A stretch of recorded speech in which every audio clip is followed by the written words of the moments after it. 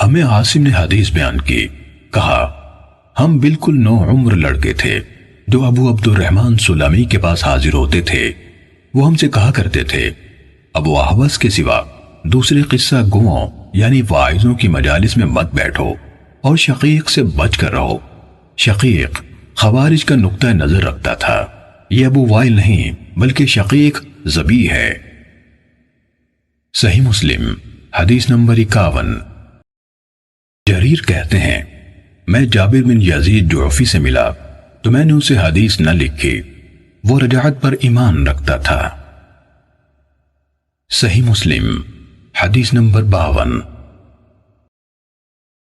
مسعر نے کہا ہم سے جابر بن یزید جعفی نے ان بدعتوں سے پہلے جو اس نے گھڑی حدیث بیان کی۔ صحیح مسلم حدیث نمبر 53۔ سفیان نے کہا جابر نے جس عقیدے کا اظہار کیا اس کے اظہار سے پہلے لوگ اس سے حدیث لیتے تھے، جب اس نے اس کا اظہار کر دیا تو لوگوں نے اسے اس کی بیان کردہ حدیث کے بارے میں مطعون کیا اور بعض نے اسے چھوڑ دیا۔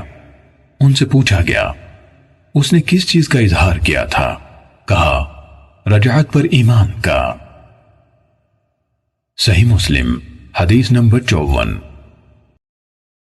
جراح بن ملیک کہتے ہیں میں نے جابر بن یزید جعفی کو یہ کہتے سنا میرے پاس ابو جعفر یعنی محمد باقر بن علی بن حسین بن علی رضی اللہ عنہم کی 70,000 حدیثیں ہیں جو سب کی سب رسول اللہ صلی اللہ علیہ وآلہ وسلم سے روایت کی گئی ہیں۔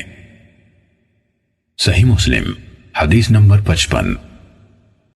زہیر کہتے ہیں جابر نے کہا یا میں نے جابر بن یزید کو یہ کہتے سنا بلا شبہ میرے پاس 50,000 حدیثیں ایسی ہیں جن میں سے میں نے کوئی حدیث بیان نہیں کی۔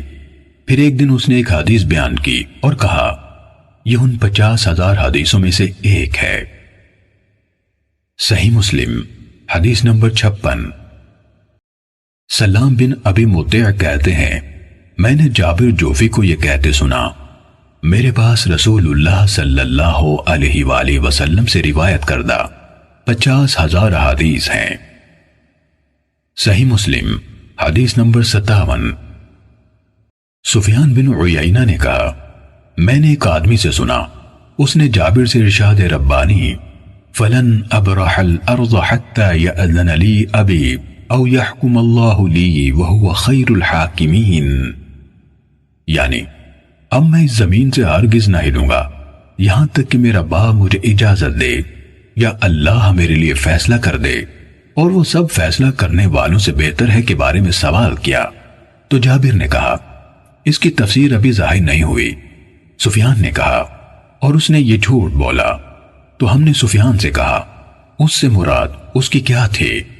انہوں نے کہا روافظ کہتے ہیں حضرت علی رضی اللہ عنہ بادلوں میں ہیں، ان کی اولاد میں سے جو کوئی خروج کرے گا ہم اس کے ساتھ خروج نہیں کریں گے حتیٰ کہ آسمان کی طرف سے پکارنے والا یعنی اس کی مراد علی سے ہے پکارے، یقیناً وہی پکارے گا کہ فلاں کے ساتھ مل کر خروج کرو۔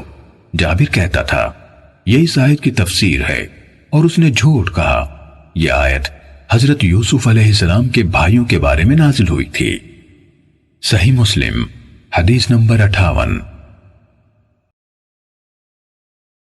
سفیان سے روایت ہے کہا میں نے جابر کو تقریباً 30,000 حدیث بیان کرتے ہوئے سنا ہے، میں ان میں سے ایک حدیث بیان کرنا بھی حلال نہیں سمجھتا چاہے اس کے بدلے میرے لیے اتنا اور اتنا ہو۔ امام مسلم نے کہا میں نے ابو غسان محمد بن عامر رازی سے سنا، کہا میں نے جریر بن عبد الحمید سے پوچھا، میں نے کہا یہ جو حارث بن حسیرہ ہے آپ اس سے ملے ہیں؟ کہا ہاں، لمبی خاموشی والا بوڑھا ہے، ایک بہت بڑی بات پر اصرار کرتا ہے۔ صحیح مسلم حدیث نمبر 59۔ عبد الرحمن بن مہدی نے حماد بن زید سے روایت کی، کہا ایوب نے ایک دن ایک شخص کا ذکر کیا اور کہا وہ کج زبان یعنی جھوٹا، تہمت تراش اور بد زبان تھا، اور دوسرے کا ذکر کیا تو کہا وہ رقم یعنی اشیاء پر لکھی ہوئی قیمت میں اضافہ کر دیتا تھا۔ صحیح مسلم حدیث نمبر 60۔